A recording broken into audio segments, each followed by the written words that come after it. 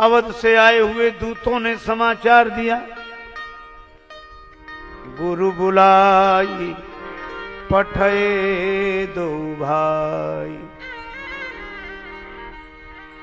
गुरुदेव ने दोनों भाइयों को बुलाया है। बस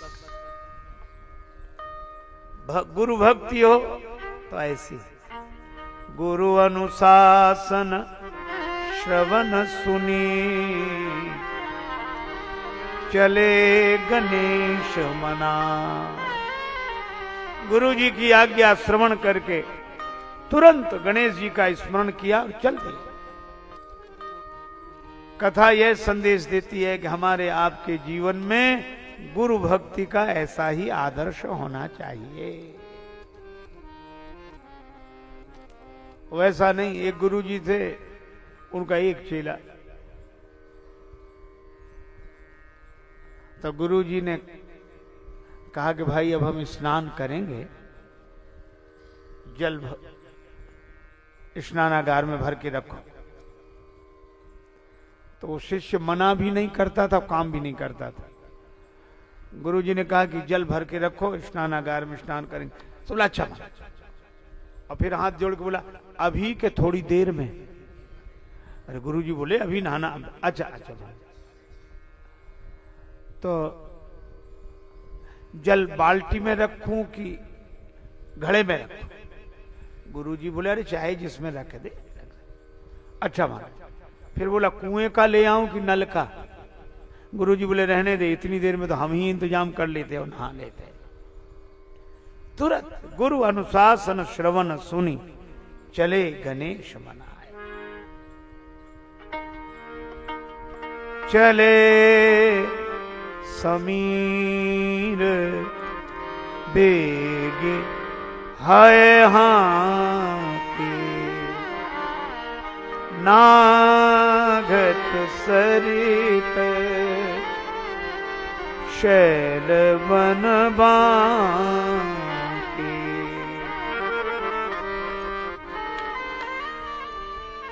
यात्रा करते हुए अयोध्या में पधारे। अब अयोध्या में वो रौनक ही नहीं है। श्री राम के बिना अयोध्या कैसे सुंदर लगे।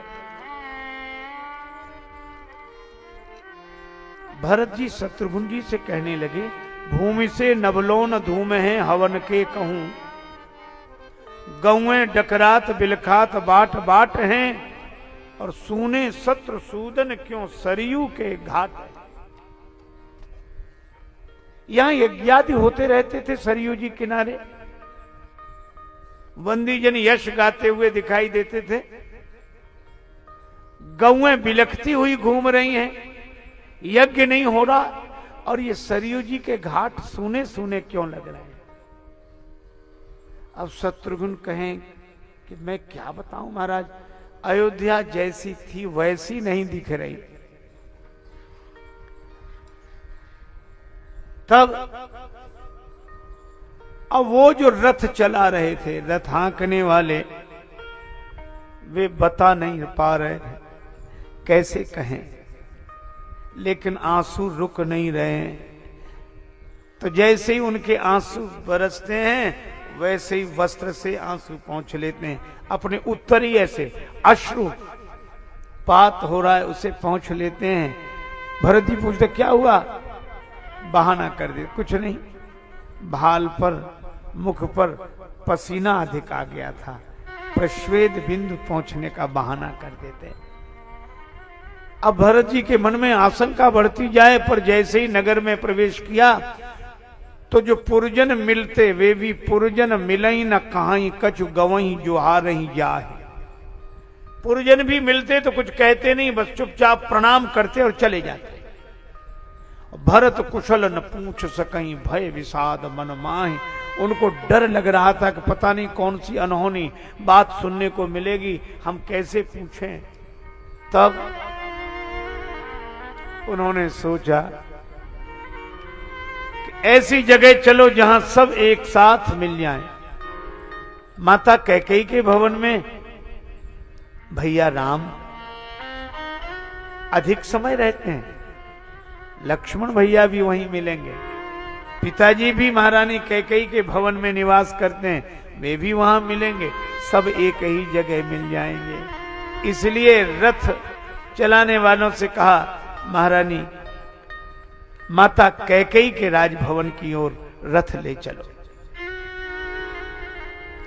अब जब रथ कैकेयी माता के भवन की ओर मुड़ा तो कुछ लोग कहने लगे, राम जी के बन जाने में भरत की सलाह है, क्योंकि रथ कौशल्या जी के भवन की ओर नहीं गया, सुमित्रा जी के भवन की ओर नहीं गया, मां कैकेयी के भवन की ओर ही गया। क्योंकि लोग तो क्रिया देखकर ही फैसला कर लेते हैं, भावना देखना तो किसी किसी व्यक्ति के सामर्थ्य की बात होती है। एक ने कहा कि भरत की सलाह है राम जी के वनगमन में, तो दूसरा बोला ना, हम ऐसी बात सुन नहीं सकते। अब तुलसीदास जी ने चित्र खींचा, वह भी देखो कैसा, कान मुंह दिकर, दोनों हाथ से कान बंद कर लेते हैं, हम सुनेंगे नहीं। रद गई जीहा, और जिह्वा को दांतों के बीच में दबाते, एक कहीं यह बात अलिया, यह झूठ है। और कुछ लोग ऐसे हैं, कहने लगे भाई हो भी सकता है और नहीं भी हो सकता है, पर भरत जी को क्या पता कि उनके बारे में क्या सोचा जा रहा है। श्री भरत रथ कैकेयी माता के भवन के द्वार पर खड़ा करते हैं, रथ से उतरे तब तक कैकेयी माता को पता लगा भरत आए। विडंबना देखो,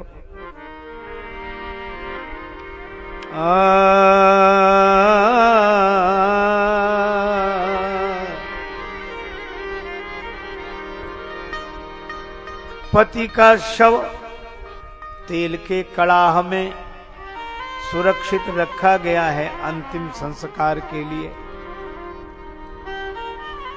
और आप कल्पना करो जिस देवी के पति का शव रखा हो, अंतिम संस्कार ना हुआ हो, वो बेटे के आगमन की खबर सुनकर सजियारती मुदित उठी धाई, सजियारती मुदित उठी धाई, द्वारे ही भेंट भवन ले आई।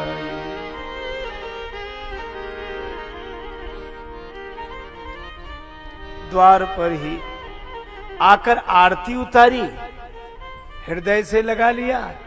अब भरत जी ने आरती देखी और माता को प्रसन्न देखा और हृदय से लगाया जब माता ने भरत जी को, तो भरत जी ने सोचा कि सब कुशल मंगल है। पर दशरथ जी के प्राण जहां भी होंगे क्या सोचते होंगे, जिसको तूने अपना समझा निकला वही पराया, तेरा हुआ न कोई लेकिन तुझको होश न आया। कई बार है ठोकर खाई, ये जगत ऐसा ही है, सुख की आस तजो मेरे भाई, सुख की आस तजो मेरे भाई, आस तजो मेरे भाई,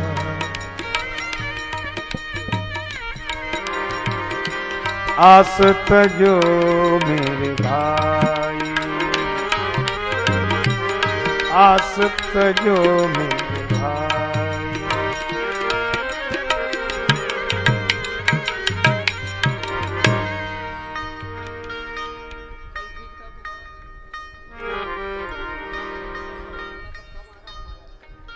सुख की आस तजो मेरे भाई।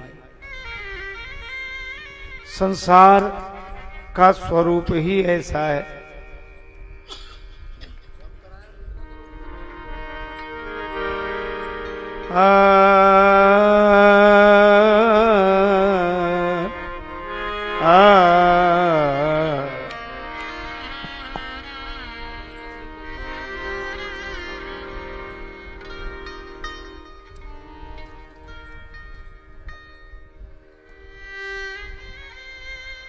किससे क्या आशा रखी जाए? अगर चाहते सुख सदा जिंदगी से तो कभी कुछ भी आशा न रखना किसी से। संबंध इतना, पति पत्नी का संबंध, अभिन्न संबंध, और आज ऐसा दृश्य दिखाई दे रहा है।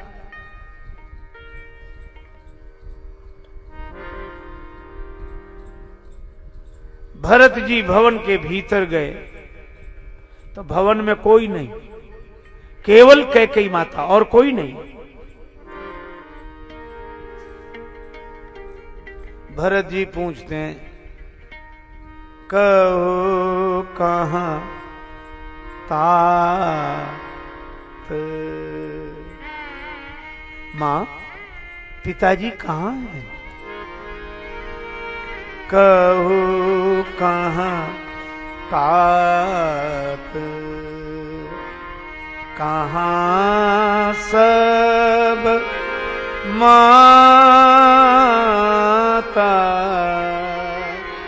कहो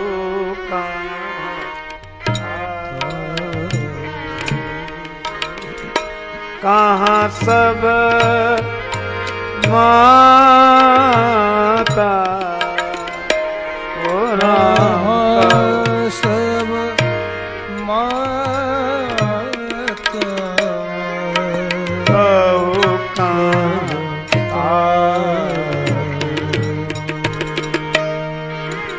कहाँ प्रिय राम राम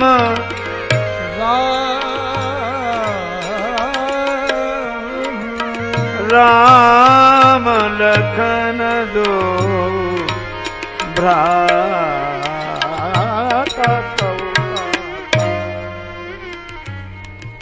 माँ पिताजी कहाँ हैं? सब माताएं कहाँ हैं? राम लक्ष्मण जैसे प्रिय बंधु कहाँ हैं? कैकेयी माता बोली, बेटा सब बात मैंने बना ली, तात बात में सकल संवारी। मां आपने अकेले नहीं, हमारा सहयोग भी किया। किसने? भगवान की। कैकेयी जी कहती हैं भरत जी से कि बेटा मैंने सब बात बनाई, मंथरा ने सहयोग किया। अच्छा मां, तो आपने जो बनाया सो सुनाओ, कार्य आपने बनाया क्या? कैकेयी माता बोली, अभी वो सुन लो जो बिगड़ गया है, पर ज्यादा नहीं बिगड़ा, थोड़ा सा। कछुक काज विधि बीच बिगाड़े, कछुक काज थोड़ा सा बिगड़ा। अच्छा मां, थोड़ा सा काम बिगड़ा? हाँ, आपसे कि मंथरा से? किससे बिगड़ा है काम? अब देखो बोलने की शैली देखो। कैकेयी जी कहती हैं न मुझसे बिगड़ा न मंथरा से, फिर ये तो बीच में ब्रह्मा जी ने बिगाड़ दिया। यही हमारी आदत है, काम बन जाए तो हमने किया और बिगड़ जाए तो भगवान की इच्छा ही ऐसी थी, अब क्या करें। ऐसे लगता है जैसे ऊपर वाले ही बिगाड़ते हैं, हम तो हमेशा बनाते ही। हमें अपना दोष दिखाई नहीं देता। कैकेयी जी कहती हैं ब्रह्मा जी ने बिगाड़ दिया, लेकिन ज्यादा नहीं, कुछ कछुक काज। भरत जी ने कहा कि मां वह कुछ बिगड़ा क्या है? कैकेयी जी बहुत सहजता से कहती, बेटा हुआ तो बुरा पर थोड़ा सा ही बिगड़ा। क्या? भूपति सुरपति पूर्व पग उधारे, तुम्हारे पिता महाराज दशरथ का देहांत हो गया। भरत जी ने तो माथे पर हाथ रख लिया, ये कुछ बिगड़ा है? सब कुछ बिगड़ जाने को कैकेयी जी कहती है कुछ बिगड़ा है?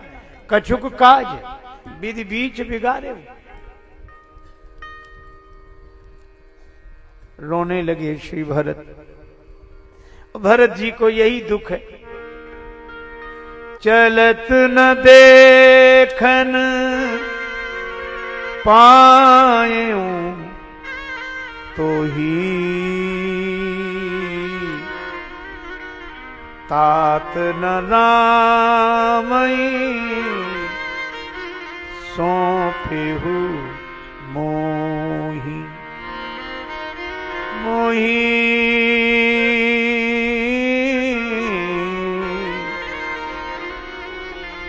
पिताजी, जब आप परलोक के लिए प्रस्थान कर रहे थे, उस अंतिम क्षण में मैं आपके पास नहीं था। यह मेरा दुर्भाग्य। उचित तो यह होता कि आप तन छोड़कर जा रहे थे, उस समय मेरा हाथ राम भैया के हाथ में देकर कहते, राम अब मैं तो जा रहा हूं, पर मेरे स्थान पर अब तुम इनका संरक्षण करना, भरण पोषण करना। तात न राम ही सौंपे हो मोही। अब समझाने लगी कैकेयी माता, बेटा दुख मत करो, वो तो अब संसार का नियम है, उनको जाना ही था, वो तो जाना ही था। ये अद्भुत बात है, कोई किसी को मार डाले और फिर कहे क्यों, तुमने क्यों मार दिया? अरे हमने कहा को उनकी मौत आ गई थी, उन्हें मरना ही था। अरे मरना था, जरा अपनी ओर भी तो देखें। कैकेयी जी कहती हैं कि चिंता मत करो, वो तो समय आ गया, वो ऐसा ही है, कोई खास बात नहीं। और सुनो, बात बहुत बिगड़ी जा रही थी, फिर क्या हुआ, क्या बनाया क्या?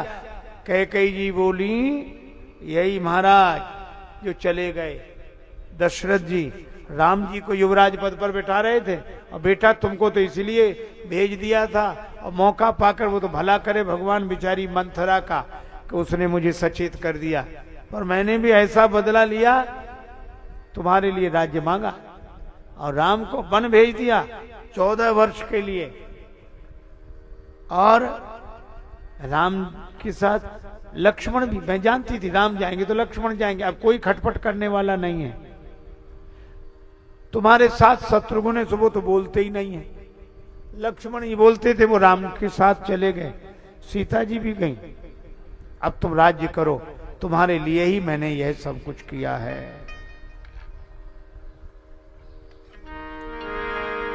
क्या संसार का स्वरूप है। भरत ही बिसरेउ पितु मरन, सुनत राम बन गौन। हे तू अपन पऊ जान जिए, थकित रहे धरी मौन।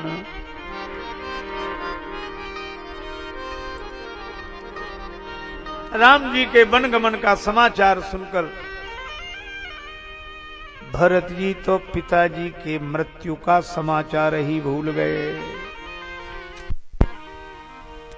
और सबसे अधिक दुख इस बात से हुआ कि मेरे कारण राम जी बन गए, वनवासी मेरे कारण। कैकेयी जी समझाने लगी, बेटा देखो सब कुछ मैंने तुम्हारे लिए किया। भरत जी ने कहा कि मां आपने वही काम किया जैसे कोई कहे कि पेड़ की पत्तियों को पानी देना था, पेड़ ऊंचा था, पत्तियां भी ऊंची थी, वहां तक पानी देने वाला पहुंच नहीं पा रहा था। उसने एक काम किया, क्या? पेड़ कोई काट दिया, पानी पत्तियों तक न पहुंचे तो पत्तियां ही पानी तक पहुंच जाए। पेड़ काट दिया तो पेड़ धरती पर गिरा, कहा कि अब सींचो। अच्छा, कितने ही बाल्टी जल डालो, क्या पत्तियां हरी रहेंगी? और कोई पत्तों से कहे कि हमने तो तुम्हारे लिए ही यह किया है। पेड़ काटी ते पालव सींचा, और कोई मछली से कहे इस तालाब में पानी बहुत है, तुम्हें बहुत परेशानी होती होगी, हम पूरा तालाब खाली करा देते हैं, अब तुम्हारे ही। मीन जियन हित बारी उलीचा, जननी मैं न जियो बिनु राम, जननी मैं न जियो बिनु राम, जननी मैं न जियो बिनु राम,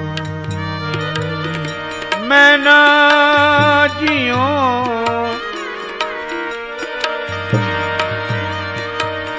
मैं न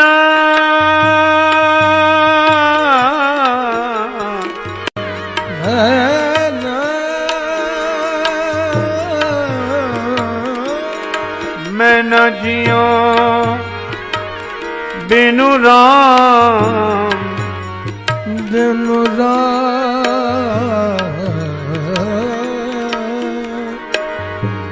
मैं न जियो बिनु राम,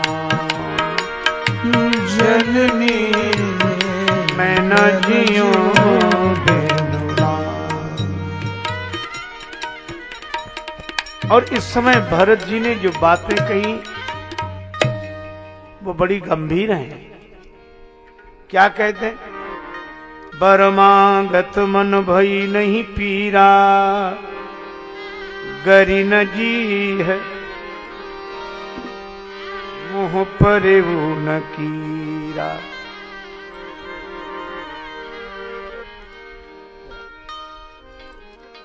भूप प्रतीत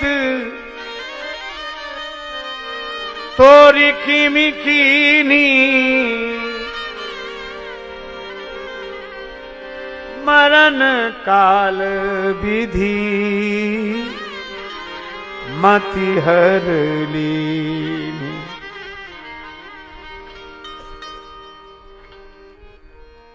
अच्छा, अब इन शब्दों पर थोड़ा सा विचार किया जाए। यह भरत जी बोल रहे हैं, बर मांगत मन भई नहीं पीरा, गरी न जी है मुंह परे न कीरा। वरदान मांगते समय मन में पीड़ा नहीं हुई, जीव गल नहीं गई, मुंह में कीड़े नहीं पड़ गए। और ये वह भरत हैं जिनके लिए तीर्थराज प्रयाग ने कहा, तात भरत तुम सब विधि साधु। ये साधु हैं भरत, इसमें तो कोई संदेह नहीं, पर यह भाषा क्या साधु की है, संत की है?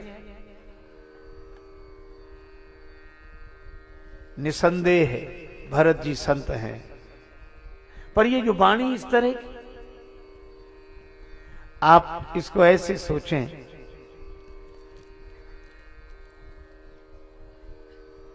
डाकू और डॉक्टर,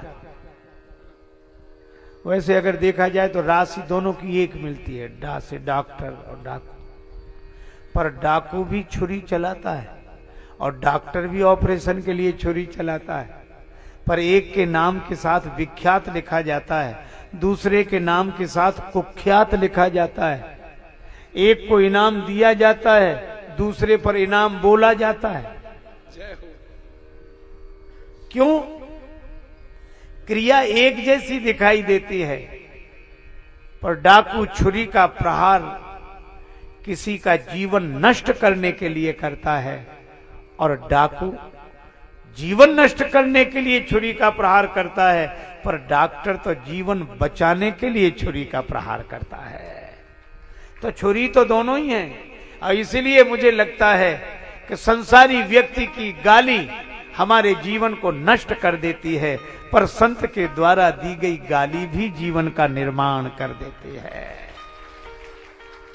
संत अपशब्दों का प्रयोग भी डॉक्टर की छुरी की तरह करते हैं। इसको हम लोग ऐसे समझ सकते हैं कि विष भी वैद्य के पास जाकर औषधि बन जाता है। इसलिए भरत जी के मन में भीतर वैसा भाव नहीं है। अच्छा, एक और मैं निवेदन करूं।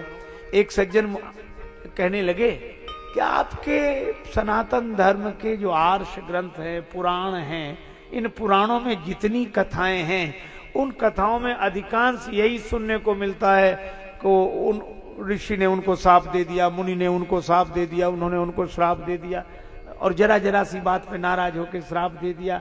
आप उनको इतना बड़ा कहते हैं कि बहुत बड़े महापुरुष, काहे के महापुरुष, जरा जरा से में नाराज हो जाने वाले। ये कोई बात हुई कि थोड़ा ही क्रोध आया और अच्छा छोटी छोटी बातों पर क्रोध आ जाए श्राप दे दें? पुराणों में तो ऐसी कथाएं हैं। मैंने उनसे नम्रता पूर्वक निवेदन किया कि आप देखने का ढंग बदलिए, दृष्टिकोण बदलिए। बोले क्या बदले? वो कोई महात्मा है जरा जरा सी बात में नाराज होकर क्रोध करके श्राप दे दें? हमने कहा कि आपने यह कथाएं तो पढ़ी कि महापुरुषों ने श्राप दे दिया, ऋषियों ने श्राप दे दिया, पर उन कथाओं में कोई एक प्रमाण आप ऐसा बताओ कि जिसको ऋषि ने श्राप दिया हो और उसे अंत में भगवान न मिल गए हो। सनंदन सनातन सनत कुमार ने जय विजय को श्राप दिया, वे रावण कुंभकर्ण बने, तो भगवान के पास उन्हें नहीं जाना पड़ा, उनका उद्धार करने के लिए भगवान उनके पास आए। यमलार्जुन का उद्धार करने के लिए भगवान उखल बंधन की लीला के माध्यम से उनका उद्धार करते हैं। तो बोले कहना क्या चाहते हो? हमने कहा इसीलिए हमारे महापुरुषों की महिमा है। क्यों? का जिनका श्राप भी व्यक्ति को भगवान से मिला देता हो, उनके वरदान की क्या महिमा होगी। इसलिए महापुरुष हैं। आप यह न देखें कि उन्होंने श्राप दिया, यह देखें कि उनके श्राप ने मिलाया किससे। इसलिए महापुरुषों के दुर्वाक्य भी जीवन का निर्माण कर देते हैं। अच्छा, एक और थोड़ा गंभीरता से इस प्रसंग पर हम लोग अगर विचार करें तो यहां 3 आए और 3 गए। अयोध्या के इस प्रकरण में 3 आए और 3 गए। कौन आए? काम, क्रोध और लोभ। लोभ जगा मंथरा के मन में कि भरत जी राजा हो जाएं, हमारी महारानी कैकेयी राजमाता, फिर तो हमारे ठाट ही ठाट। लोभ उसके मन में आया और मंथरा ने कैकेयी जी को ऐसे समझाया कि कैकेयी जी को क्रोध आ गया। भरी क्रोध जल जाए न जोई, क्रोध। और दशरथ जी के मन में काम आ गया। लिखा है, सो सुन तियरिस गयऊ सुखाई, देखऊ काम प्रताप बड़ाई। मंथरा के मन में लोभ, कैकेयी जी के मन में क्रोध और दशरथ जी के मन में काम। आ गए 3, काम, क्रोध और लोभ। अजय ये 3 आए और 3 ही गए। सीता, राम, लक्ष्मण। श्री सीता जी, राम जी और लक्ष्मण जी।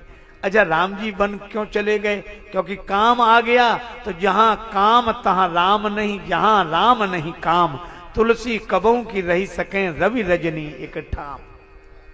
काम आ गया तो राम जी चले गए। अच्छा, क्रोध आ जाए तो शांति चली जाती है। अच्छा, क्रोध में आज तक किसी को शांति का अनुभव हुआ? किसी को हमने तो नहीं सुना कि कोई यह कहे कि वैसे हम बहुत अशांत रहते थे, लेकिन जब हमें क्रोध आता तब बड़ी शांति मिलती। ऐसा तो हो नहीं सकता, तो क्रोध आ जाए तो शांति चली जाती है। और शांति कौन? श्री सीता जी। भगवान शंकराचार्य कहते हैं शांति सीता समानीता आत्मा रामो विराजते। श्री सीता जी शांति स्वरूपणी है। क्रोध आ गया तो शांति चली गई, काम आ गया तो राम जी चले गए, और लोभ आ गया तो त्याग चला गया। लक्ष्मण जी जैसे त्यागी पुरुष, देह गेह सब सन तृण तोरे। लक्ष्मण जी तो मूर्तिमंत त्याग और वैराग्य के रूप हैं। लोभ आ जाएगा तो त्याग जीवन से चला जाएगा, क्रोध आ जाएगा तो शांति जीवन से चली जाएगी, काम आ जाएगा तो राम जी जीवन से दूर हो जाएंगे। 3 आए और 3 गए। लेकिन अब फिर मैं दूसरी बात कहूं, यहां महापुरुष विराजमान है, विद्वज्जन विराजमान है। काम क्रोध लोभ के कारण श्री सीताराम लक्ष्मण बन गए। पर एक दूसरी बात है, इसी काम क्रोध लोभ के कारण सीताराम जी लक्ष्मण जी फिर लौटकर अयोध्या आए। अब यह थोड़ी अटपटी बात है। भरत जी ने कैकेयी जी को जो दुर्वाक्य कहे, यह क्रोध ही तो है, बस यही है। कैकेयी जी ने भी क्रोध किया और भरत जी ने भी क्रोध किया, पर अंतर क्या? कैकेयी जी के क्रोध ने राम जी को अवधवासियों से दूर कर दिया, और भरत जी के क्रोध ने अवधवासियों की कौन कहे, कैकेयी जी को भी राम जी से मिला दिया। क्रोध दोनों ही हैं, पर सामान्य व्यक्ति का क्रोध व्यक्ति को भगवान से दूर करता है, पर संत का क्रोध भी व्यक्ति को भगवान से मिला देता है। यह भरत जी का क्रोध। पर आप ऐसे सोचें, जैसे कपड़ा हो, किसी का कुर्ता बना बनाया रखा हो, तो काटने वाले 2 तरह के हो सकते हैं। एक तो दर्जी काटे और एक चूहा काटे। तो काटने में तो दोनों प्रवीण हैं, लेकिन दर्जी जब कपड़े को काटेगा तो वह बिना बने को कुछ न कुछ बना देगा, और चूहा जब काटेगा तो बने बनाए को बिगाड़ के रख देगा। अच्छा, क्रोध आग है, लेकिन एक बात है, आग से घर जलता है, आग से घर जलता है, लेकिन दूसरी बात भी है, आग से घर चलता है। अगर चूल्हे में आग न हो और भोजन न बने तो घर चलेगा? जीवन ही नहीं चलेगा। तो आग से घर चलता है, लेकिन वह आग का प्रयोग करना ना आए और चूल्हे की दीवारों की सीमा तोड़कर आग ऊपर उठ जाए, तो जिस आग से घर चलता है उसी आग से घर जलता है। तो संसारी के क्रोध की आग घर जलाने के लिए है, और संत के क्रोध की आग घर जलाने के लिए है। तो आप, अरे भाई, बिजली का प्रयोग करना आ जाए तो उजाला ही उजाला है, पर करंट से तो बचना चाहिए। बस वही बात है, क्रोध का भी प्रयोग करना महापुरुषों से सीखना चाहिए। भरत जी भीतर से बिल्कुल क्रोध में नहीं है, बिल्कुल नहीं। फिर ये दुर्वाक्य जो बोले वह, मुझे तो लगता है कि कभी कभी क्रोध भी होता तो है, पर करुणा भी क्रोध की शैली में आती है। शैली क्रोध की, तत्व करुणा का। संत जब किसी पर क्रोध करते हैं, गुरु शिष्य पर क्रोध करता है तो डांटते हैं, तो क्रोध शैली है, पर भाव तो करुणा का है, किसका कल्याण हो जाए। भरत जी ने भी क्रोध किया, पर भीतर करुणा का भाव है। क्या करुणा है? आप ऐसे सोचें, कैकेयी जी के मन में एक फोड़ा हो गया है, व्रण हो गया। कौन सा फोड़ा हो गया? आसक्ति का फोड़ा। और आसक्ति किससे हुई है? अपने बेटे से। आसक्ति जगाई किसने? मंथरा ने। अच्छा, जब तक भरत जी रहे तब तक कैकेयी जी का मन राम जी से लगा रहा, और भरत जी दूर हुए, मंथरा आई, मंथरा ने ऐसा समझाया कि कैकेयी जी का मन राम जी से हटकर भरत जी से लग गया। बस यही है, संत का संग व्यक्ति के मन में भक्ति जगाता है और कुसंग व्यक्ति के मन में आसक्ति जगाता है। तो भक्ति का स्थान आसक्ति ने ले लिया। मन तो अच्छा था, है ना? अच्छा, हाथ बिल्कुल ठीक हो, फोड़ा हो जाए तो हाथ किसी काम का नहीं रहता, कुछ कर ही नहीं पाता। जब फोड़ा ठीक हो तब तो काम करे। तो मन भगवान में तो तब लगे जब ये आसक्ति का फोड़ा, इसका उपचार हो। तो भरत जी इस कथा के माध्यम से तुलसीदास जी यह संदेश देते हैं कि जिसके मन में आसक्ति का फोड़ा हो जाए उसका उपचार क्या है? कि आसक्ति के फोड़े का ऑपरेशन अपमान के शस्त्र से ही होता है।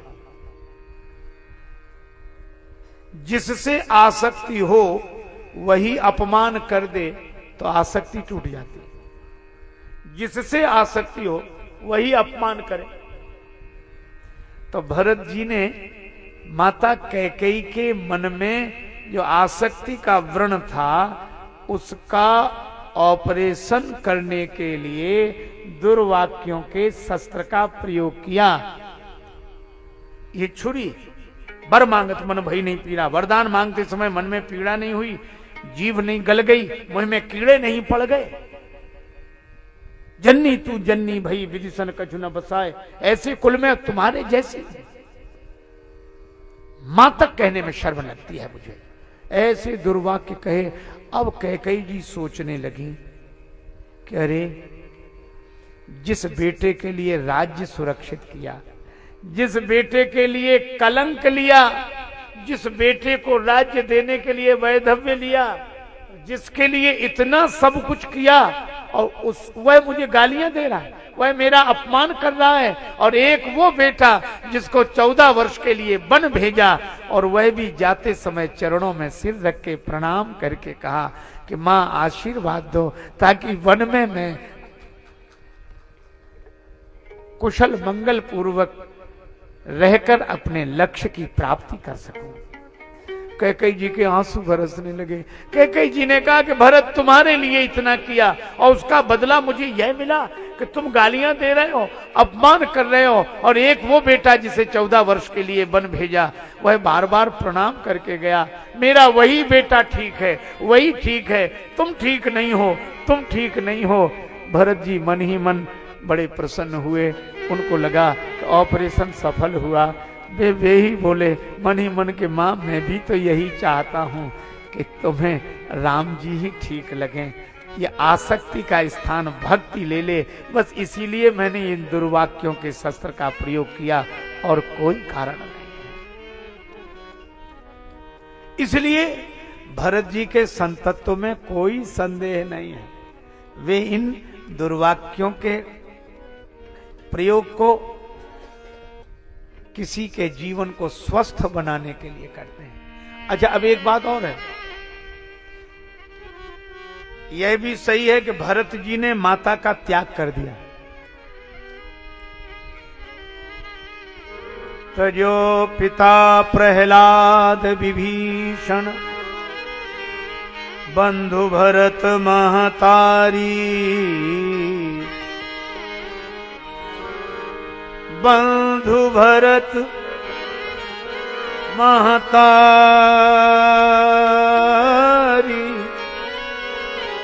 भरत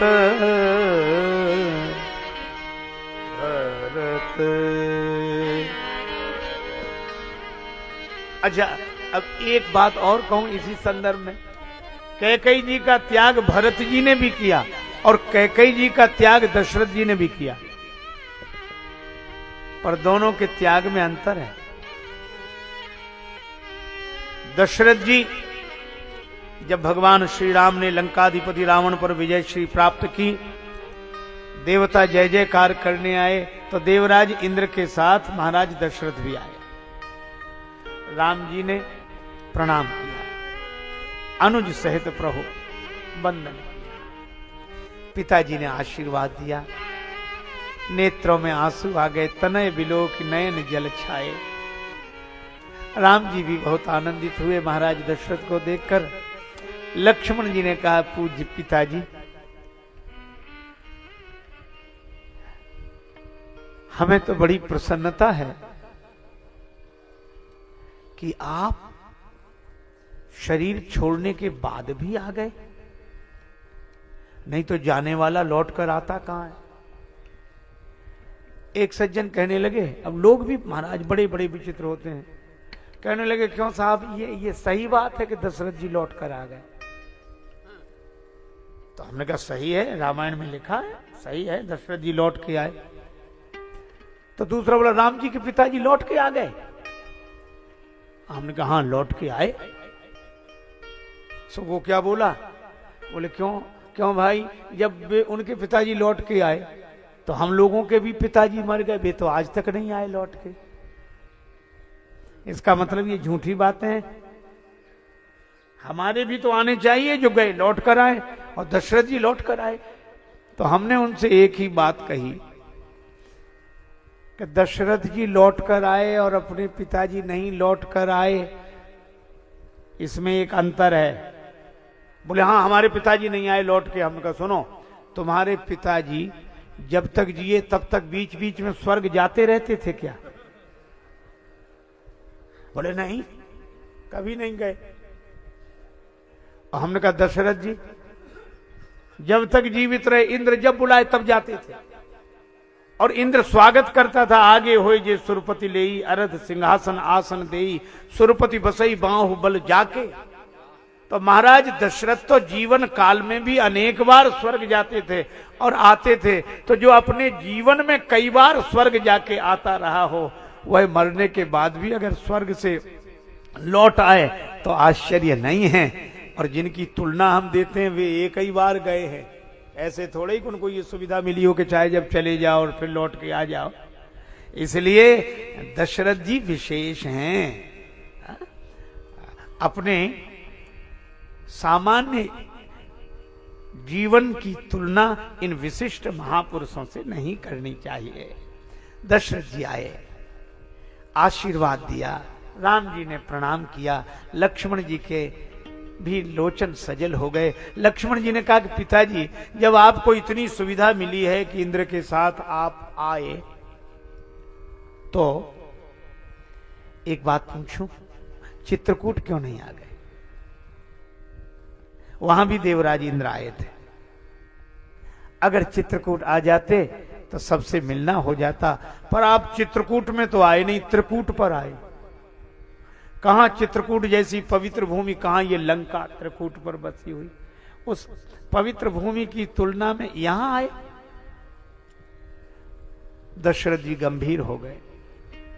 दशरथ जी ने कहा कि मैं चित्रकूट जानबूझकर नहीं आया, चाहता तो आ सकता था, आ जाते तो सबसे मिलना हो जाता। दशरथ जी बोले इसीलिए नहीं आया क्योंकि वो सब समाज के साथ महारानी कैकेयी भी आई थी, और मैं उस कैकेयी को नहीं देखना चाहता जिसने मेरे राम को मुझसे दूर कर दिया। मैंने आज तक क्षमा नहीं किया। चित्रकूट भले ही छूट जाए, भले ही मुझे त्रिकूट आना पड़े, पर मैं कैकेयी का मुख कभी नहीं देख सकता। मैंने तो कह दिया था, तोर कलंक मोर पछतावा, तुम्हारा कलंक और मेरा पछतावा कभी मिटेगा नहीं। इसलिए लक्ष्मण, यही कारण है कि मैं त्रिकूट पर आने को तैयार हूं, चित्रकूट भले ही छूटे पर कैकेयी को देखने के लिए तैयार नहीं। यह दशरथ जी का क्रोध है, हम मुझे ही नहीं देखना चाहते, हम देखेंगे ही नहीं कभी कैकेयी को। और भरत जी का क्रोध, भरत जी ने दुर्वाक्य कहे, क्रोध भी किया, लेकिन जब राम जी से मिलने वन चले तो कैकेयी माता को भी साथ ले चले। क्यों? संत का विरोध संसारी के विरोध की तरह नहीं होता। संत तो क्रोध तो करते हैं पर उसका त्याग नहीं करते। अगर वो भगवत प्राप्ति के मार्ग पर चले तो जिस पर क्रोध किया था उसको साथ लेकर चलते हैं। एक बात। दूसरी बात इस प्रसंग में यह भी है कि कैकेयी जी ने भगवान से अधिक भरत जी को समझा। भगवान को वन भेज दिया पर भरत जी को राज्य मिले, और भरत जी इस बात पर नाराज हुए। हम लोगों को कितनी बढ़िया सूचना मिली है, कितना सुंदर संदेश मिला है। अच्छा देखो, हमें कोई भगवान से अधिक समझने लगे, हमें कोई भगवान से अधिक समझने लगे तो हम खुश होते हैं, और बल्कि चर्चा भी करते हैं। एक बात है, वो हमें बहुत मानते हैं, बहुत मानते हैं। का कितना मानते हैं? एक बार चाहे भगवान को ना माने पर हमें मानते हैं। वो हमसे कहते कि हमारे भगवान तो आप ही हो, हमें भगवान बहुत मानते हैं, बहुत। अरे ये सौभाग्य और खुशी की बात नहीं, दुर्भाग्य है ये। भरत जी ने कहा कि जो हमें भगवान से अधिक समझे और हमारे पीछे भगवान को छोड़ दे, तो हमें ऐसे वाक्यों का प्रयोग करना चाहिए कि हमें छोड़ दे पर भगवान से जुड़ जाए। यह संत का लक्षण है, यह भरत जी का आदर्श है। और इसीलिए भरत जी, अच्छा एक बात और भी है, जो भगवान का नहीं हुआ वो अपना होगा ही नहीं। हम तो कहते हैं संसार में जिससे भी संबंध जोड़ना हो पहले पता लगा लेना वो भगवान को मानता है कि नहीं।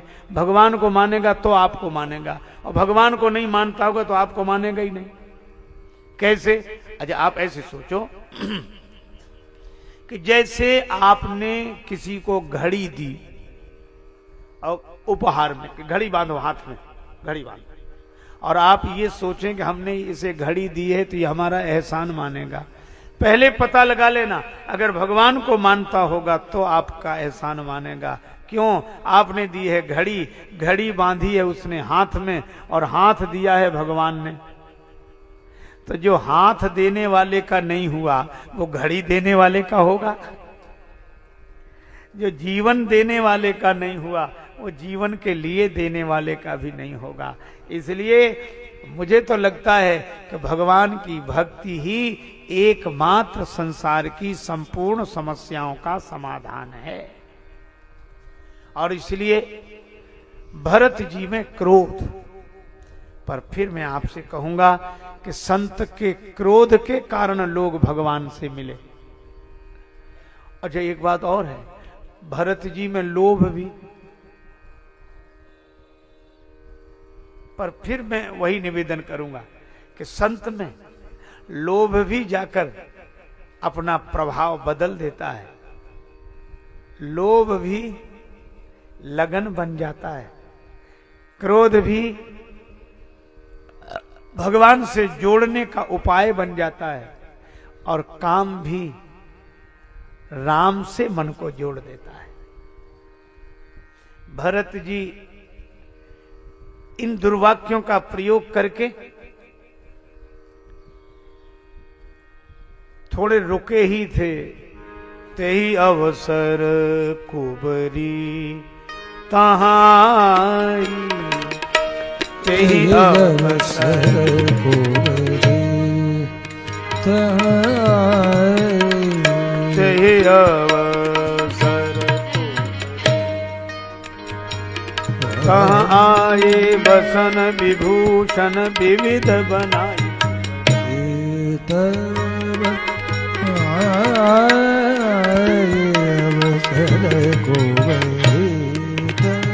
बसन विभूषण विविध बनाई, ते अवसर को गई, ते अवसर को गई। उसी समय मंथरा आई।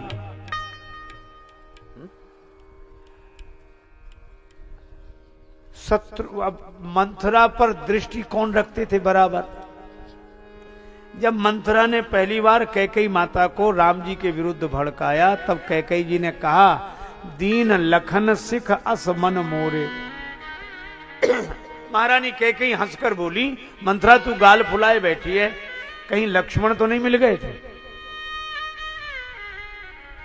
इसका अर्थ यह है कि लक्ष्मण जी जानते थे कि गड़बड़ी जब होगी तब इसी की वजह से होगी, इसलिए बराबर ध्यान रखते थे कि ये बहुत, अगर घर में अशांति फैलेगी तो इसी की वजह से, क्योंकि लक्ष्मण जी जागृत है। हम लोग सुनते हैं कि वो जागते ही रहे। जागते रहने के दोनों अर्थ हैं।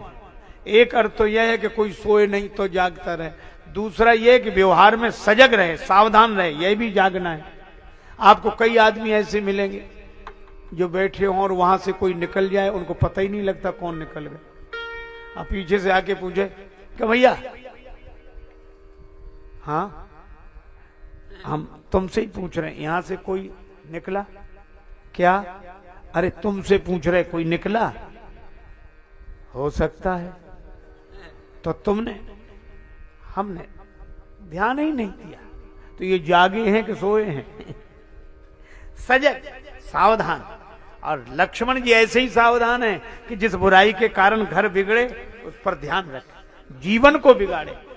लेकिन आज लक्ष्मण जी तो हैं नहीं, अमंथरा आ गई, बड़ी खुश हो रही है। तो तुलसीदास जी ऐसे सुंदर शब्द का प्रयोग करते हैं। उन्होंने शत्रुघ्न नाम नहीं लिखा, रिपुदमन नाम नहीं लिखा, रिपुसूदन नाम नहीं लिखा।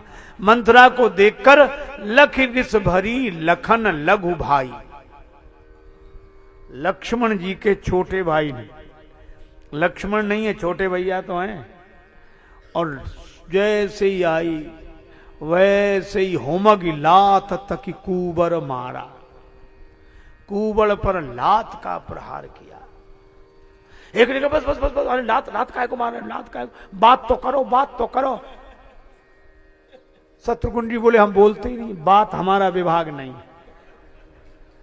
बात तो बड़े लोग करते। और जब कोई बड़े लोगों की बात ना माने तो फिर हम लोग लात के लिए तैयार हैं।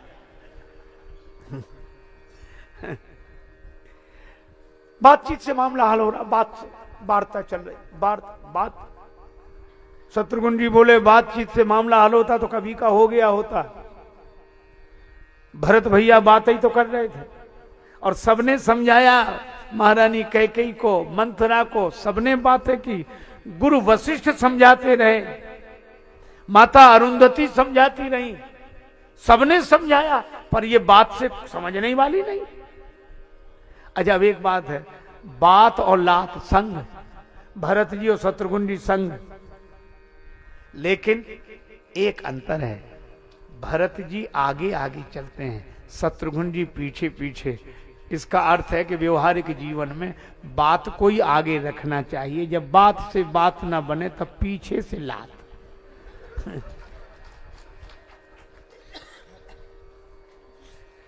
अच्छा शारीरिक संरचना में भी देखें तो सिर ऊपर है, चरण नीचे हैं, बात तो यहीं से होती है। तो लात के ऊपर बात का शासन होना चाहिए, बात के कंट्रोल में लात रहे। और सचमुच शत्रुघ्न जी ने प्रहार और कहीं नहीं किया ना, जहां गड़बड़ी थी वहीं।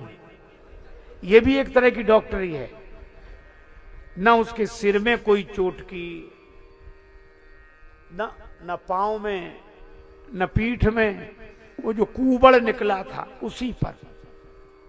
अच्छा अब कितनी विचित्र बात है, कुबड़ जिसके पीछे हो तो दिखेगा, सामने वाले को तो दिखेगा नहीं। सामने से अच्छा कुबड़ वाला तो और झुका दिखेगा।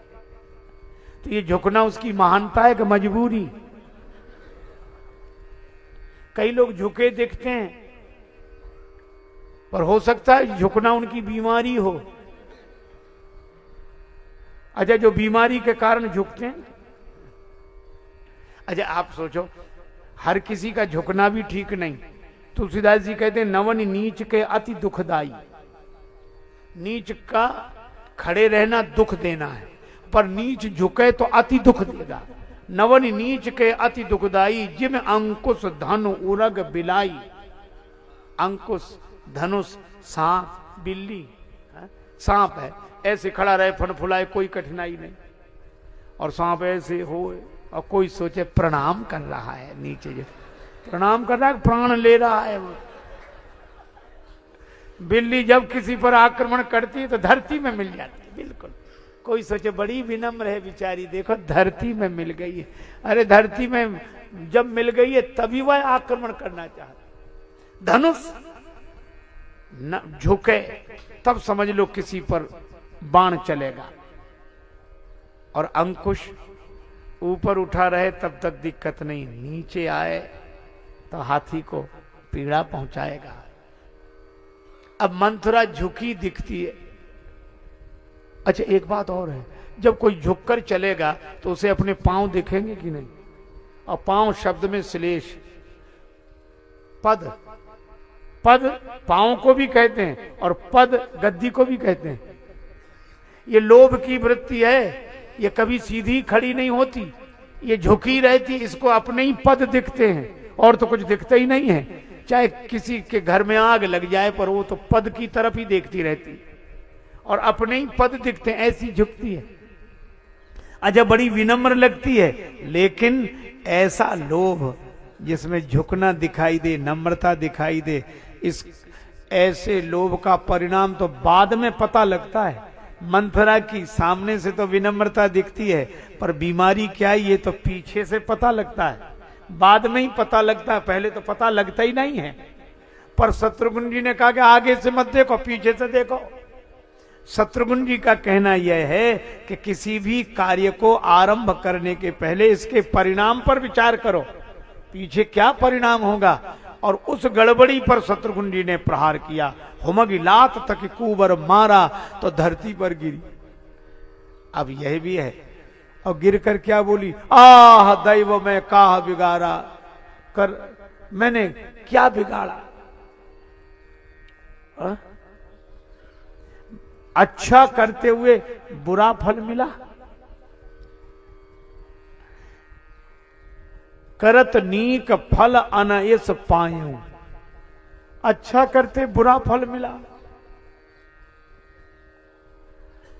शत्रुघ्न जी समझ गए कि केवल शारीरिक गड़बड़ी नहीं है, मानसिक गड़बड़ी भी है, बीमारी दिमाग की भी है। आह दैव में काह नसायूं, करत नीक फल अनयस पायूं। आह दैव में काह नसावा, मैंने नष्ट क्या किया। करत नीक फल अनयस पावा, अच्छा करते ये बुरा फल मिला। शत्रुघ्न जी बोले दिमाग गड़बड़ है, उसका भी इलाज करें। तो लगे घसीटन धरी धरी झोंटी, बाल पकड़ के। पर भरत दयानिधि दीन छुड़ाई। भरत जी ने कहा नहीं शत्रुघ्न, नहीं नहीं नहीं, इसको छोड़ो। तो शत्रुघ्न जी ने कहा कि महाराज, अपराधी को दंड देना धर्म है कि अधर्म? अपराधी को दंड देना धर्म है कि अधर्म? भरत जी ने कहा कि अपराधी को दंड देना धर्म है। जो नहीं दंड करो खल तोरा, भ्रष्ट हो श्रुति मार्ग मोरा, भगवान शंकर ने भी कहा है। अपराधी को दंड देना तो धर्म है। शत्रुघ्न जी बोले तो हमें धर्म का पालन करने दीजिए, हम धर्म का ही तो पालन कर रहे हैं। भरत जी ने कहा शत्रुघ्न एक बात है, क्या? अपराधी को दंड देना तो धर्म है, लेकिन पहले यह तो पता लगा लो कि वो अपराधी है कि नहीं। अच्छा बोलो, पहले अपराध का पता लग जाए तब पिटाई शुरू करो, कि शक में ही पिटाई शुरू करो। और पीट जब पिटता हुआ आदमी अपराध नहीं भी किया होगा तो जब बेचारा इतना पिटेगा तो कहने ही लगेगा कि वैसे तो नहीं किया है, पर इस पिटने से तो अच्छा है कि हम मान ही लें कि हमने किया है। अब यह कथा कितना सुंदर संदेश देती है व्यवस्था की दृष्टि से। हमें विचार करना चाहिए, दंड अपराधी को देना धर्म है, लेकिन पहले पता तो लगा लो वो अपराधी है कि नहीं। भरत जी ने कहा कि तुमने पिटाई शुरू कर दी, कैसे माना कि अपराधी है? शत्रुघ्न जी बोले सब कहते हैं। भरत जी ने कहा कि सब ये नहीं कहते कि मंथरा अपराधी है। फिर क्या कहते हैं? कि पूरी अयोध्या कहती है नाम मंथरा मंदमती। ये तो मतिमंद है, पागल है, खिचकी हुई है, पागल है। अच्छा पागल को क्या, पागल से समझदारी की आशा ही रखना पागलपन है। लेकिन एक बात है, ये तो जो कहे सो कहे है ही मतिमंद, लेकिन हमारी माता कैकेयी तो विदुषी हैं, तो समझदार से ही कहा जाएगा कि वो तो ऐसी थी, तुमने क्यों बात मानी?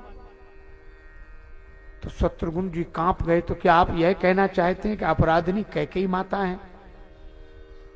और तो इसका तो अर्थ यही हुआ कि मंथरा को दंड नहीं, कैकेयी माता को दंड मिलना चाहिए। पर यह संत की सोच है। भरत जी तुरंत बोले कि नहीं नहीं, कैकेयी माता का भी दोष नहीं। शत्रुघ्न जी ने कहा कि हद हो गई, मंथरा भी दोषी नहीं और कैकेयी माता भी दोषी नहीं, अपराधी नहीं, तो फिर अपराधी है कौन? भरत जी ने कहा कि अगर गंभीरता से विचार करके देखो तो ये दोनों अपराधी नहीं है। मंथरा ने भड़काया, ठीक है, और कैकेयी माता भड़क गई, ठीक, बिल्कुल। लेकिन मंथरा ने कहा क्या? मंथरा ने यह कहा कि तुम्हारा बेटा विदेश में है, पूत विदेश न सोच तुम्हारे।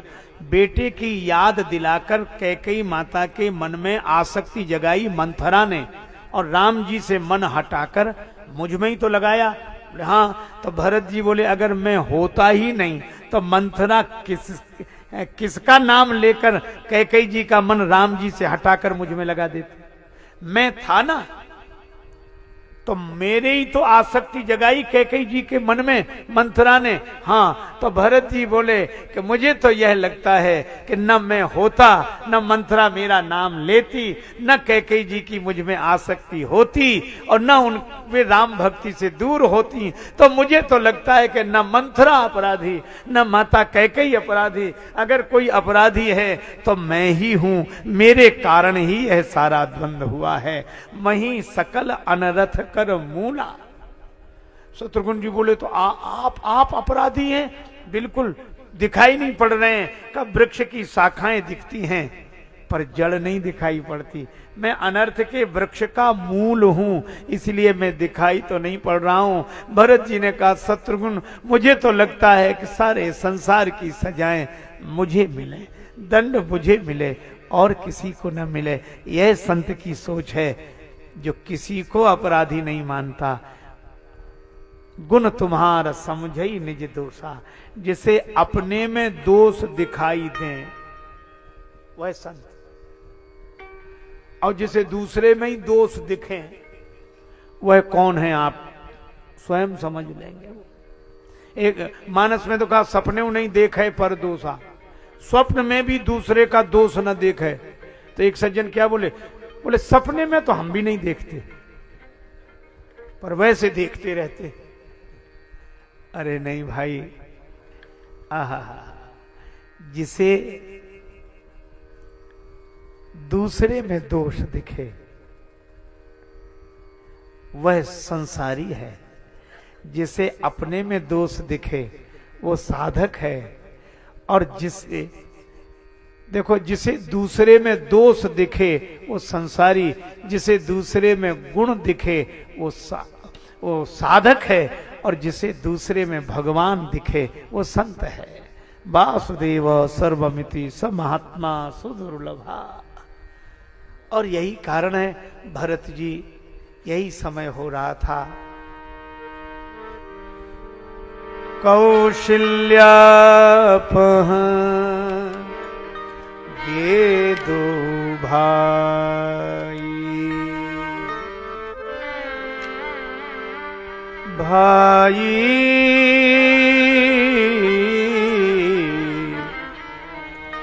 ये दो भाई। श्री भरत शत्रुघ्न कौशल्या माता के भवन में आए। कौशल्या माता की दशा क्या है?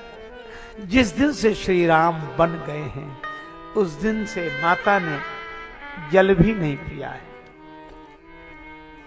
आंसू बरसते रहते हैं। कौशल्या माता यही सोच रही हैं, राम लक्ष्मण जानकी वन में होंगे तो सवेरे से क्या खाया होगा, भूखे होंगे। भोर ही के भूखे हुए हैं, प्यासे मुख सूखे हुए हैं, चलत पांय दूखे हुए हैं, जगे मग रात के। भूखे होंगे, प्यास से मुख सूख गया होगा, चलने में पांव दुख गए होंगे, पिछली रात के जागे हुए होंगे। सूरज की किरण लागे लाल कुमलाने हुए हैं, कंटक लगे तय झगा फाटे हुए हैं गात के। सूर्य किरणों से कमल कोमल कमनीय कलेवर तप गए होंगे और कांटे लगने से अंग वस्त्र फट गए होंगे। आली अब भई सांझ, शाम हो गई, होए हैं काहू बन माझ। किसी वन में होंगे। कौशल्या माता रोते हुए कहती, भई क्यों ना बांझ, मैं बंध्या रहती तो ठीक था। ही ये फाटे क्यों ना मां तुके, त्यागी के घरोना काहू बन के तरोना तर। सोए हुए हैं छोना बिछोना करी पात के। वन में किसी वृक्ष के नीचे पत्तों के बिछौना करके मेरे छोना सोए होंगे। हाथों में लिए हैं कौशल्या माता कुछ, क्या? धनुष और बाण। कौन से धनुष बाण? बाल्यकाल में राम जी के जो खिलौने हैं, छोटे छोटे धनुष, छोटे छोटे बाण, उनको हाथ में लिए हैं। आंसू बहा रही हैं, जननी निरखत बाण धनुहिया। और धनुष बाण को देखती है, फिर रख देती है। अब धनुष बाण रखती है, अब हाथों में कुछ और उठा लिया। क्या उठाया है? अरे उस चीज को नेत्रों से लगाती हैं, हृदय से लगाती हैं। अरे है क्या, कौन सी चीज है? तुलसीदास जी महाराज लिखते हैं, बार बार उर नैनन लावती, प्रभुजू की ललित पनही। राम जी के बाल्यकाल की छोटी छोटी जूतियां हृदय से लगाती हैं, नेत्रों से लगाती हैं। आलीरी राम लखन कित होए हैं, को अब प्रात कलेऊ मांगत रूठ चले गो माई। और यह भी सोचती हैं, राम लखन सीय कहां बनके बसन योग्य, तिन्हें मुनिवेश कर कानन पठाया है। हाय जिन पिता के चार चार प्रतापी लाल। राम लक्ष्मण भरत शत्रुघ्न जैसे चार चार प्रतापी पुत्र जिस पिता के, क्रिया बिन बिहाल परी उन्हीं की काया है। बावरे विधाता विचित्र तेरी माया है। विधाता तुम्हारी माया विचित्र है। उसी समय भरत आए, सायंकाल है, अंधेरा हो गया है। यही बोले, पति विहीना पूतहीना, मातुरी तुम हो कहां कहां हो कहां।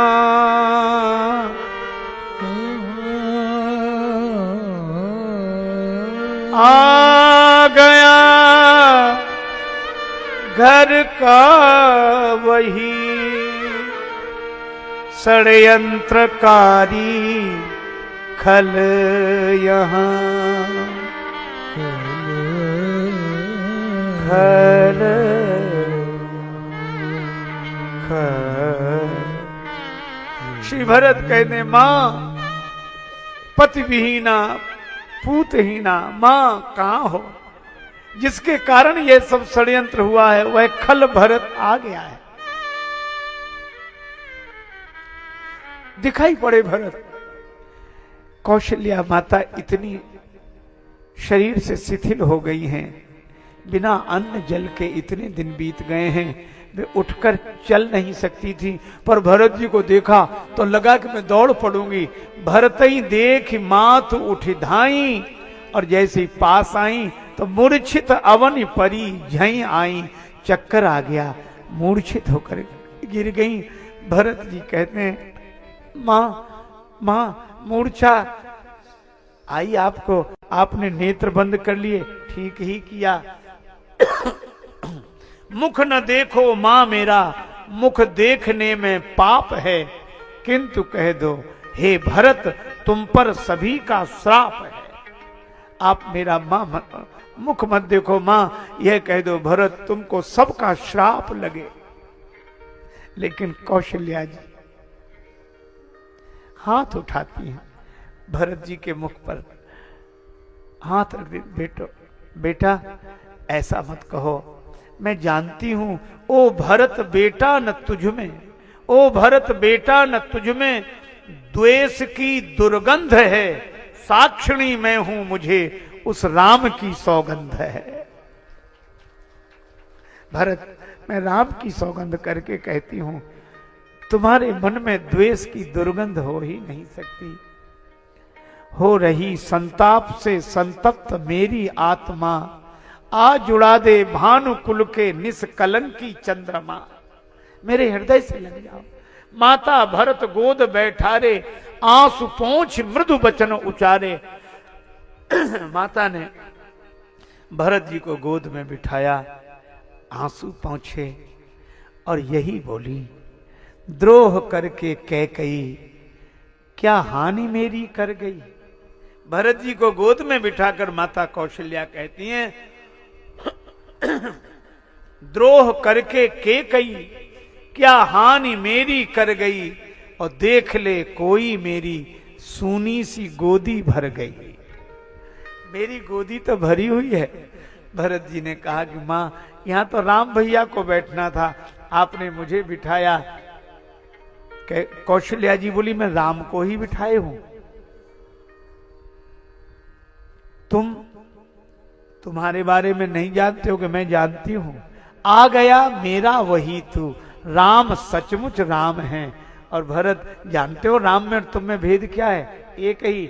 आ गया मेरा वही तू, राम सचमुच राम है। तू वही और वो तू ही, भिन्न केवल नाम है। केवल नाम का भेद है। राम भरत है, भरत राम है। देख स्वभाव कहत सब कोई, राम मातु अस काहे न होई। धन्य है माता, आपके ही गर्भ से भगवान पुत्र के रूप में अवतार लेते हैं, राम जी की माता है। अच्छा, और केवल वाणी ही नहीं, प्रेम ऐसा उमड़ा कि श्री तुलसीदास जी ने अनोखी उपमा दी। श्री मैथिली शरण गुप्त जी ने अपने काव्य में 2 पंक्तियां कही, अबला जीवन हाय तुम्हारी यही कहानी, आंचल में है दूध और आंखों में पानी। अनोखी पंक्तियां हैं। लोग कहते हैं कि ऐसा उदात्त भाव कहां देखने को मिलता है, लेकिन मैं आपसे निवेदन करूं कि मैथिली शरण गुप्त जी की इन हृदय द्रावक पंक्तियों में प्रभाव तो रामचरितमानस का ही है। एक भक्त ने कहा कि श्री तुलसीदास जी के लिए कि तेरी आरती जो राष्ट्र प्रेम से उतारता है, लगता सभी को एक एक भाव मेरे हैं, और जितने चितेरे राम का सुचित्र खींच सके, तुलसी उन चित्रों में सारे रंग तेरे हैं। यह अबला जीवन हाय तुम्हारी यही कहानी, आंचल में है दूध और आंखों में पानी, इसका वर्णन मिलता कहां है? रामचरितमानस के इसी प्रसंग में भरत जी को माता ने हृदय से लगाया, सरल सुभाय माय ही लाए। और आगे क्या लिखा, थन पय श्रवही नयन जल छाए। ये आंचल में है दूध और आंखों में पानी, यह मानस की पंक्ति का ही भावानुवाद है। श्री भरत यही कहते रहे कि मां, संसार में जितने पातक और उपपातक हैं, उन सब का फल मुझे मिल जाए, यदि राम भैया के बन जाने में मेरी सम्मति हो।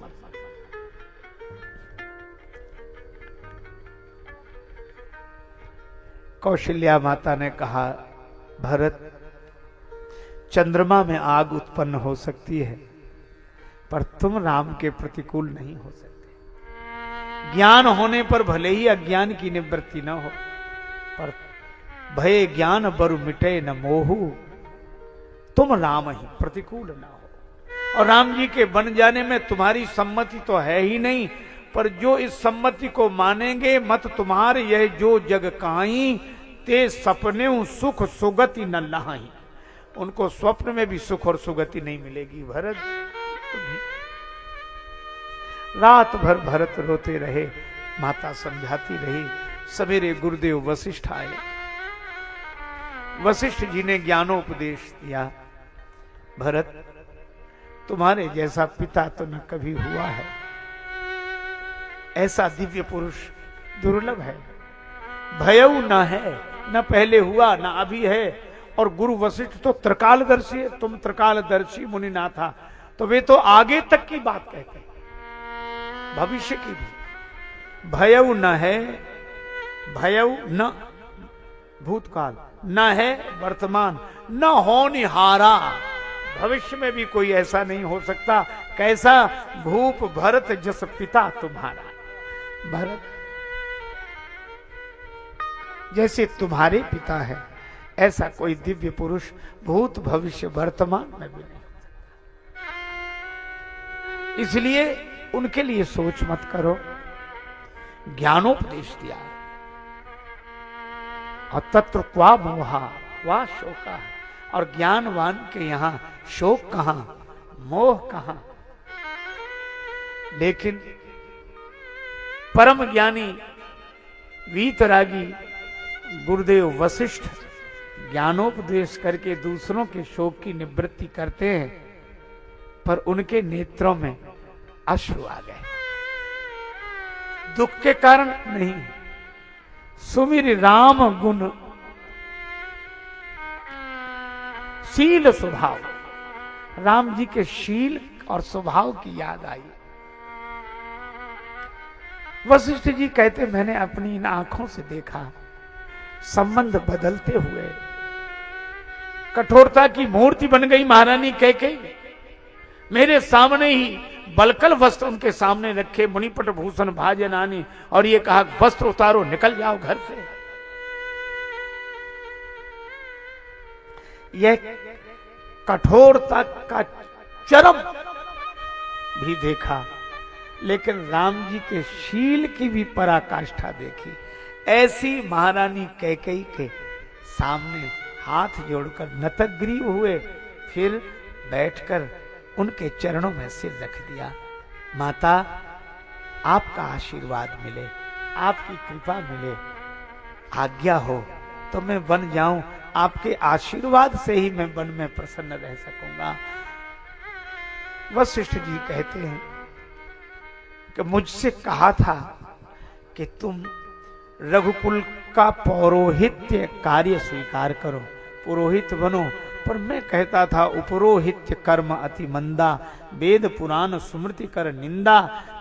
कि ये दूसरों का भार अपने ऊपर लेना पड़े तो ठीक नहीं है। पर ब्रह्मा जी ने कहा कि नहीं, पुरोहित बनो। क्या होगा कि इसी कुल में भगवान आए। तो राम की मैं प्रतीक्षा कर रहा था, लेकिन जब राम आए, मुझसे ही शिक्षा ली, तो उनके तो चरित्र ऐसे हैं कि बड़ों बड़ों को आश्चर्यचकित कर दें, विस्मय में डाल दें। कभी कभी लगता था कि राम भगवान हैं, ऐसा सुना है। लेकिन जब ऐसा शील देखा, तब मुझे लगा कि ऐसा शील तो भगवान में ही हो सकता है, इंसान में नहीं। राम जी के शील का स्मरण करके वशिष्ठ जी पुलकित होते हैं। वशिष्ठ जी आदेश देते हैं, अब पिता के लिए जो सनातन धर्म की पद्धति के अनुरूप तुम्हारा दायित्व है, वह उनके अंतिम संस्कार के साथ उन संपूर्ण दायित्वों का पालन करो। अंतिम संस्कार के लिए गए। सरज तीर रच चिता सुहाई। माताएं सती होने के लिए जाने लगी। भरत जी ने चरण पकड़ लिए और यही कहा, माता, अपना मनोरथ देख पाए न पूज्य पिता, उनका मनोरथ मैं किसको दिखाऊंगा। और मानोगी न कहना तो सत्य कहता हूं, तुम्हारे से पहले मैं चिता में जल जाऊंगा। गही पद भरत मातु सब राखे, रही रानी दर्शन अभिलाखे। पितुहित भरत कीन्ह जस करन। 2 दिन बाद एक सभा हुई गुरुदेव की अध्यक्षता में। माताएं विराजमान हैं, मंत्रीजन विराजमान हैं, परिजन विराजमान हैं, गुरु वशिष्ठ बैठे हुए हैं और श्री भरत शत्रुघ्न बैठे हैं। गुरु जी ने इतना ही कहा, भरत तुम्हारे पिता ने तुम्हें राज्य दिया है और पुत्र का धर्म है पिता की आज्ञा का पालन करना, इसलिए राज्य पद पर बैठो। यदि तुम्हें उचित न लगता हो तो श्री राम जी के आने पर यह पद उन्हें दे देना, पर जब तक राम जी नहीं तब तक पद पर बैठो। प्रस्ताव रखा गुरु जी ने, समर्थन किया माताओं ने, पूत पथ्य गुरु आयसु आई, और अनुमोदन किया मंत्रियों ने। कीजिए गुरु आयसु अवश्य, कहां सचिव कर जोरी। भरत जी ने सबकी बात सुनी।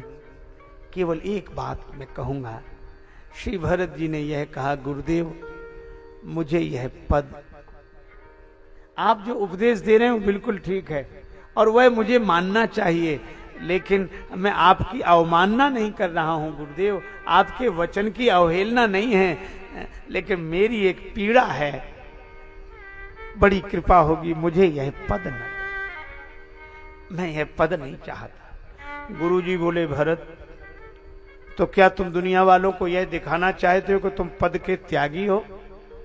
भरत जी ने कहा, गुरुदेव त्यागी नहीं, मैं तो पद का लोभी हूं, इसलिए पद छोड़ रहा हूं। गुरुजी बोले, लोभी आदमी कहीं पद छोड़ता है? त्यागी लोग पद छोड़ते हैं। पर भरत जी ने कहा, गुरुदेव कभी कभी लोभी आदमी भी पद छोड़ देता है। कहा कब? कहा किसी लोभी को बड़ा पद मिल जाए तो छोटा पद तुरंत छोड़ देता है। तो लोभी भी तो त्यागी होता है। किसी आदमी को 1000 का नोट दिखाओ दूर से और वो 10 रुपए लिए हो हाथ में और उससे कहो ये लोगे? हाँ मिल जाए तो ठीक। तो बोले पहले वो गिराओ। तब बोलो 10 का नोट गिराते कितनी देर लगेगी? उसे तुरंत गिरा देगा। तो वह लोभी है कि त्यागी है? वह 10 के नोट का त्यागी तो दिखता है पर 1000 के नोट का लोभी है। भरत जी कहते हैं कि गुरुदेव मैं पद का लोभी हूं इसलिए पद छोड़ रहा हूं। तो अयोध्या के पद से भी कोई पद बड़ा है? हाँ गुरुदेव। कौन सा? भरत जी कहते हैं, आपनी दारुण दीनता सबई कहो सिरुनाय, देखे बिनु रघुनाथ पद जिये के जरन न जाए। गुरुदेव आप राज्य पद पर बिठा रहे हैं, मैं राम जी के पद कमलों का दर्शन करना चाहता हूं और अयोध्या का पद है 1 और राम जी के पद कमल हैं 2, चरण 2 हैं। तो गुरु जी जिसे 2-2 पद मिल रहे हों वो एक पद के चक्कर में काहे को पड़ेगा? इसलिए मैं तो पद का लोभी हूं। तो भरत जी में आपने क्रोध भी देखा, पर वह क्रोध भी कल्याणकारी, और लोभ भी देखा।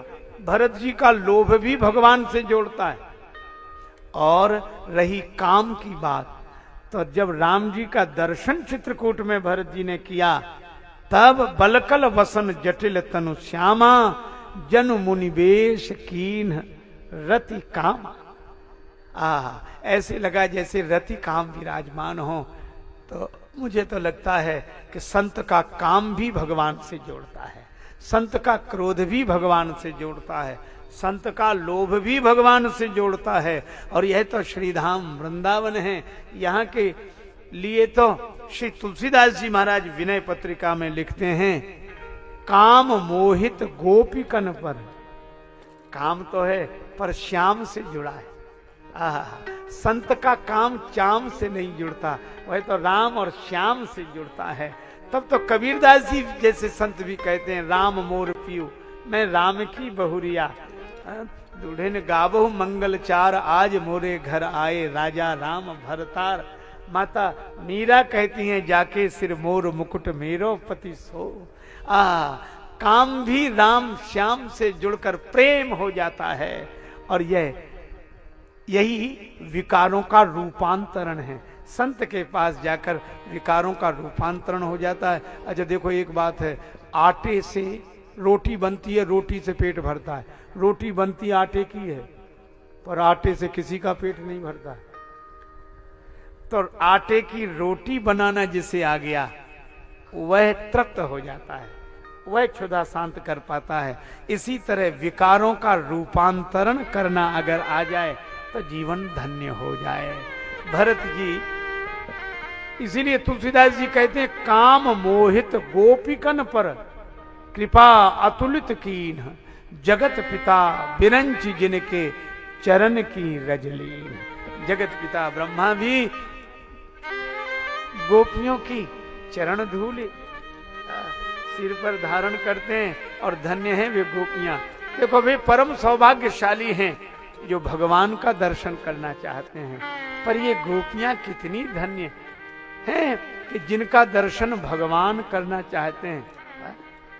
ऐसे मूर्धन्य मनीषी विराजमान है। श्रीमद् भागवत में उल्लेख ही है, भगवान अपिता रात्रि शरदोत्फुल्ल मल्लिका वीक्षरंतुम मनश्चक्रे योग माया मुपाश्रितः। भगवान अपि, भगवान भी अपने में मन पैदा करते हैं। इन गोपियों को बारंबार प्रणाम, इस ब्रज रज को प्रणाम, इस वृंदावन की भूमि को प्रणाम, जहाँ ऐसे भक्त हुए कि जिनका दर्शन भगवान करना चाहते हों। तो यह काम श्याम से जुड़कर प्रेम हो गया। तो संसार के काम क्रोध लोभ व्यक्ति को भगवान से दूर करते हैं, लेकिन वे ही काम क्रोध लोभ संत के जीवन में आकर रूपांतरित होकर त्याग प्रेम और बोध बन जाते हैं। उससे जीवन धन्य होता है। तो श्री भरत संत हैं और संत से जुड़कर कल्याण ही होता है। साधु ते होय न कारज हानि। तो यह कथा हमें सत्संग के लिए प्रेरणा देती है, संत महापुरुषों की चरण शरण और सानिध्य की प्रेरणा देती है। इसीलिए यह सगुण लीला जीवन को निर्मल बनाने वाली है। लीला सगुण जो कहूं बखानी, बखानी सोई स्वच्छता करई मल हानि।